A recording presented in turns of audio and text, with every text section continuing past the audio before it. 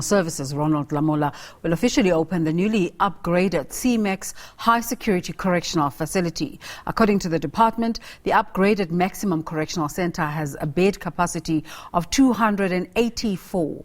High-security risk offenders are incarcerated at this state-of-the-art facility, and their period of stay may range between 3 and 18 months. For more on this, we cross to our reporter, Ofentse Setimo. He's at the launch of the facility. A very good morning to you, Ofentse. What can you tell us about what's happening where you are? We are coming to you from the Kosimampuru Correctional Facilities here in Pretoria, where the Minister of Justice and Correctional Services will actually launch the C-Max section of the prison. He's right here with me right now, and we'll try to find out the cause for today. Thank you so much for your time, Minister. If you can just tell us the purpose of today's visit here at the C-Max section of Kosimampuru Prison. Is the official opening of the newly renovated or built section of the maximum prison, which will house about 283 inmates. Is an addition to the facilities we have countrywide.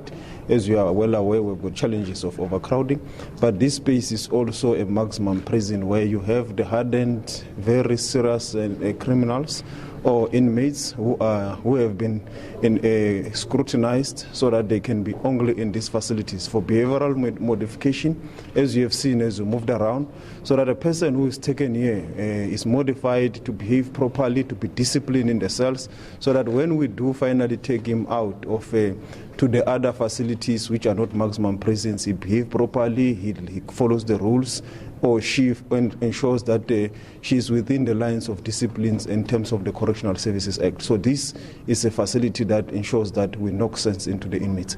And Minister, in terms of approaching, corrections, in terms of correcting the behavior instead of punishment, do you see it as being effective? Because you have some prisoners who, after serving time, they go to the community and they recommit the crimes.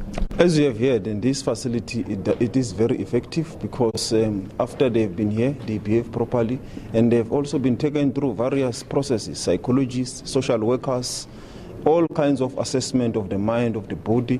The behavioral modification is also for physical, for psychological, for spiritual, everything that you can think of for a human being to be modified. And even in our various cells across the country, we offer a lot of skills, psychological treatments, rehabilitation, so that when people do get out, they are behaving differently and they contribute positively to the economy and also to the social life of various communities. It's what we expect to happen, but unfortunately sometimes it becomes difficult in other centers because of the overcrowding, which makes it almost impossible for us to do that task. But we do our best to ensure that we're able to achieve that. Hence you will see that the majority of inmates who have been released, they behave properly. It's only a few who then makes headlines across the country who will be released maybe anywhere, and one person will go and commit a crime, it makes headline. But if you look at the ratio, you will realize is that it's not a huge percentage of those that we have released that they recommit crimes or go back to their behaviors. The majority of them behaves very well. And I think society has to welcome these people when we finally release them, because the reality is that majority of people we have in our cells will one day be released. And we've got a duty to ensure that they are rehabilitated when they're inside, so that when they go back outside into the communities, they are people who can contribute positively, socially and economically. So we need the cooperation of communities, we need society to help us to cooperate and also help these guys when they get released, because some of the reasons they also go back to crime is not that we do not rehabilitate them, is that when they are outside communities, they don't get jobs, they are not allowed to sports, they are not allowed in certain platforms and so forth. So they only realize that maybe the only life or the only place I'm welcome is when I go back to my old life. So this thing needs communities, it needs society, it needs us to work together so that we're able to rehabilitate them.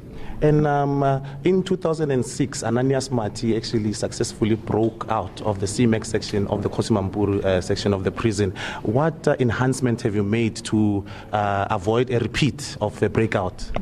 As you are saying, he was the only one. It has never happened thereafter.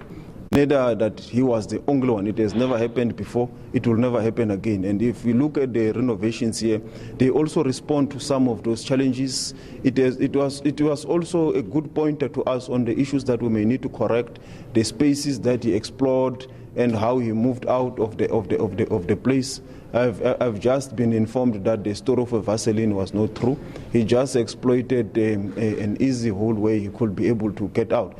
And this renovation covers all those things, so it will never happen. It is, and as it is, he was the only one. It will never happen again. And I think if such things do happen, sometimes they also give you a chance to correct your own things, because from the recommendations of that period, we were able to build this new facility in a manner that is responsive to what you are referring to. And I think this facility, as you have moved around, you have seen that everything humanly possible, including technologically possible, has been done to ensure that all possibilities of an escape are minimized.